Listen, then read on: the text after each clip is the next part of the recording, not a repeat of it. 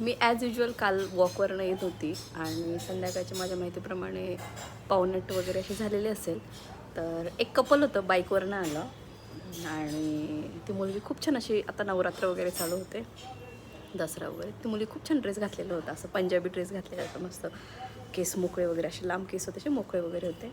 आणि गंमत म्हणजे अशी, बाईक वगैरे त्या मुलाने लावली, ती मुलगी अशी उतरली, सॅग वगैरे होती पाठीमागे, कुठून लांबून तरी आले असते, आणि चालली ती बसण्याच्या, जिथं मी तुम्हाला सांगितलं ना स्पॉट लास्ट टाईम, त्या स्पॉटवर असं बसायला चाललं.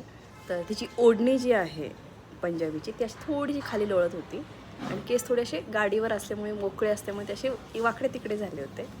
तर तो जो मुलगा आहे, तिचा जो कोणी असेल, मे बी आता वाटत होतं त्याच्या बिहेवियरनं तो बॉयफ्रेंडच असावा, कारण मॅरिड तर दिसत नव्हते, असे छोटे होते म्हणजे थोडेसे.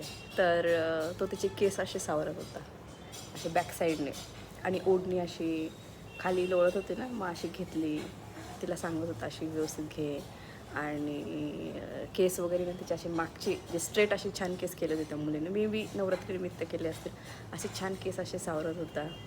मी म्हटलं यार, बॉयफ्रेंड सगळ्या ह्या गोष्टी करतात, मग हजबंड लोकांना काय होतं.